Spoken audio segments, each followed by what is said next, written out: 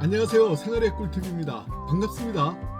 오늘 생활의 꿀팁에서 준비한 이야기는 만 65세가 되면 받을 수 있는 기초연금인데요. 2024년 내년에 변경되는 내용도 함께 말씀드릴 거니까요. 조금만 더 집중해서 들어보시고 도움되는 내용이 있다면 주변 분들에게도 정보 공유 부탁드립니다.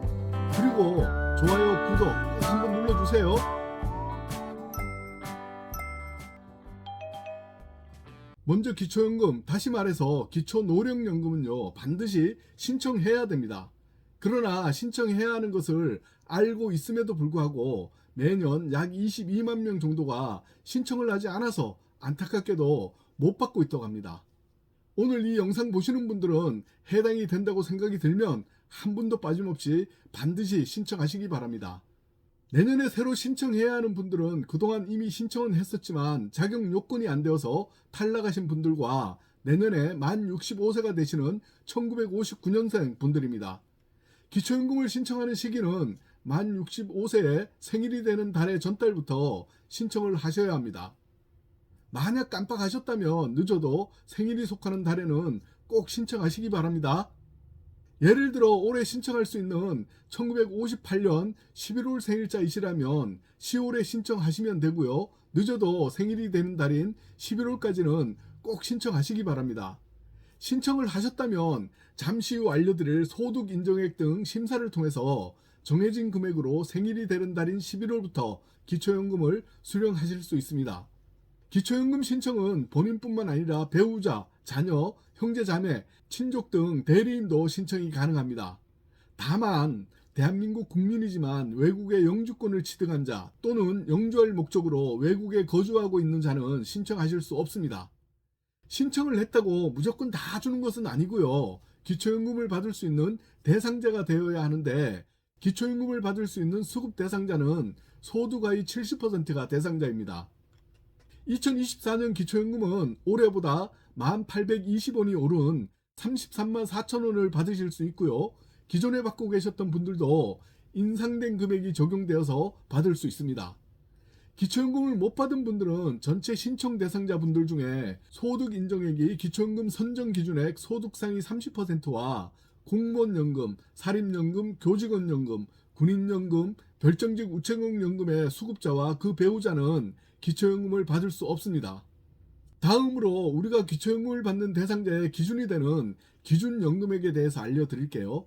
2023년 올해 기초연금 기준연금액은 단독 가구인 경우 최대 받을 수 있는 금액이 32만 3,180원, 부부 가구인 경우는 64만 6,360원에서 20% 감액되어서 최대 51만 7,080원까지 받고 있습니다. 그러나 2024년 내년에는 단독 가구인 경우 최대 받을 수 있는 금액이 33만 4천원, 부부 가구는 66만 8천원에서 20% 감액되어서 최대 53만 4,400원까지 받을 수 있게 됩니다. 기존에 기초연금을 받으셨던 수급자분들은 자동으로 인상된 금액으로 지급됩니다. 그리고 간혹 기초연금으로 무조건 최대 받을 수 있는 금액으로 받는 것으로 생각하시는 분들이 있는데요. 기초연금은 소득 인정액 계산에 따라서 개인별로 조금씩 차등하여 다른 금액으로 기초연금을 받습니다. 이번에는 기초연금을 받기 위해서 도움이 될 만한 내용 두 가지만 말씀드려 보겠습니다. 먼저 첫 번째로 가구별 기초연금 선정 기준액이 되는 소득 인정액입니다. 가끔 소득 인정액을 월급여라고 생각하시는 분들이 있는데요. 월급여하고는 다릅니다. 소득 인정액이라고 하면요, 각종 소득과 재산을 소득으로 먼저 환산을 하고 이 환산한 금액을 합산한 다음에 근로소득공제, 일반재산공제, 금융재산공제 등을 뺀 후에 모두 산정한 금액을 소득인정액이라고 하는데요. 이 영상을 보시는 분들이 일일이 계산할 것까지는 없다는 생각이 들고요. 소득인정액이라는 것이 이런 거구나 하는 정도만 알고 계셔도 많은 도움이 될 것 같다고 생각합니다. 그럼 2023년도 현재 소득 인정액은 얼마나 되는지 알아볼까요? 먼저 단독 가구는요 202만원 이하이고요. 부부 가구는 323만 2천원 이하이면 기초연금을 받을 수 있는 대상자가 됩니다. 좀 극단적이긴 하지만 예를 들어 현금이 얼마나 있으면 기초연금을 받을 수 있는지 한번 알아볼게요. 계산 방법이 복잡하긴 하지만 여기서는 다른 재산이나 소득이 없다고 가정하고 현금만 있다고 가정을 한다면 단독 가구인 경우는 대략 현금으로 6억 원 정도이면 소득 인정액 계산을 해보면 202만 원 정도 되니까 기초연금 대상자가 될 수 있고요. 현금으로 5억 3천만 원 정도이면 소득 인정액이 170만 원 정도 나오므로 기초연금으로 32만 1950원의 최대 금액을 받을 수 있습니다. 부부 가구인 경우는 9억 9천만 원 정도 이하의 현금을 가지고 있다면 기초연금 대상자가 될 수 있고요. 8억 3천만 원 정도 이하의 현금이면 소득 인정액이 270만 원 정도 되므로 부부 감액을 적용해서 기초연금으로 51만 원 정도를 받을 수 있을 것으로 예상됩니다. 그리고 혹시 이번에 아쉽게 탈락되었다고 생각되시면 기초연금 선정 기준액이 되는 소득 인정액이 내년에 또 인상되었으므로 내년에 한 번 더 신청해 보시기 바랍니다. 내년에도 소득 인정액이 인상됨으로 인해서 이번에 못 받았던 분들도 상당수 받을 수 있을 것으로 예상됩니다.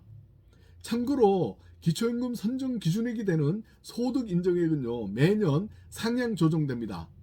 두 번째로 근로소득 기본 공제액입니다. 가끔 일을 하면 기초연금을 못 받는다고 생각하시는 분들이 계시는데요. 소득이 아직 많지만 않으면 그렇지는 않습니다. 근로소득 기본공제를 해주는 이유가 있는데요. 그것은 일하는 노인을 장려하기 위해서인데요. 다른 사항보다도 상당히 많이 공제해주고 있습니다. 부부가 모두 근로소득이 있는 경우도 개인별로 공제해주고 있으니까 아주 고액의 급여만 아니라면 기초연금을 받을 수 있는 분들이 좀 더 늘어날 수 있다는 겁니다. 혹시 부부가 모두 근로소득이 있어서 나는 안 되겠지 하고 지레짐작 기초연금을 신청하지 않았던 분들도 이 내용 참고하셔서 신청해 보시기 바랍니다. 그럼 근로소득이 얼마나 있으면 기초연금을 받을 수 있는지 한번 알아볼게요. 이번 예도 극단적이긴 하지만 다른 재산은 하나도 없고 근로소득만 있다고 가정을 해서 말씀드려 볼게요. 단독 가구의 경우는 대략 월 소득이 390만 원 정도일 때 소득 인정액 계산을 해보면 대략 소득 인정액이 202만 원 정도 되니까 기초연금 대상자가 될 수 있고요. 근로소득으로 월 소득이 350만 원 정도이면 소득 인정액이 170만 원 정도 되니까 기초연금으로 32만 1950원을 받을 수 있습니다. 부부 가구인 경우 근로소득은 680만 원 정도 이하이면 소득 인정액이 323만 원 정도 되므로 기초연금 대상자가 될 수 있고요. 600만 원 정도 이하이면 소득 인정액이 270만 원 정도 되므로 부부 감액을 적용해서 기초연금으로 51만 원 정도 받을 수 있을 것으로 예상됩니다. 기초연금을 신청했지만 탈락하신 분들을 위해서 꿀팁 하나 준비했습니다. 그것은 수급희망 이력관리제라는 제도인데요. 이 제도를 활용해서 신청해 놓으면 선정기준액 상향 등으로 기초연금 수급이 가능할 것으로 판단되는 경우 5년간 재신청을 하라는 안내를 해주는 제도가 있으니까 신청해 놓으시면 많은 도움이 될 것 같습니다. 지금까지 말씀드린 내용을 종합해서 정리를 한번 해보자면 2024년에는 소득 인정액이 단독 가구는요 202만 원 이하, 부부 가구는 323만 2천 원 이하이면 단독 가구인 경우 최대 받을 수 있는 금액이 32만 3,180원, 부부 가구는 64만 6,360원에서 20% 감액되어 최대 51만 7,088원까지 기초연금으로 받을 수 있습니다. 그리고 2024년 내년에 받을 수 있는 기초연금은 단독 가구인 경우 최대 받을 수 있는 금액이 33만 4천원, 부부 가구는 66만 8천원에서 20% 감액되어 최대 53만 4,400원까지 기초연금으로 받을 수 있다고 알려드렸습니다. 마지막으로 이번에는 신청 방법 알려드릴게요. 기초연금을 신청하는 곳은 전국 어디든지 읍면사무소 및 동주민센터에서 신청 가능하고요. 국민연금공단 지사, 복지로 홈페이지에서 온라인 신청도 가능합니다. 그리고 거동이 불편하신 분들은 직접 댁으로 찾아가는 찾아뵙는 서비스로 신청도 가능해졌습니다. 기초연금 계산 방법 등 좀 더 자세한 사항은 인터넷에서 보건복지부 기초연금을 검색하시고 기초연금 자가진단하는 방법과 소득 인정액 모의계산 방법을 참고하시기 바라고요. 여러분들의 다른 의견이 있다면 댓글로 정보 공유 부탁드립니다. 그리고 마지막으로 좋아요, 구독도 꾹 눌러주시는 거 잊으시면 안 됩니다. 오늘 생활의 꿀팁이 준비한 이야기는 여기까지입니다. 항상 행복하시기 바랍니다. 감사합니다.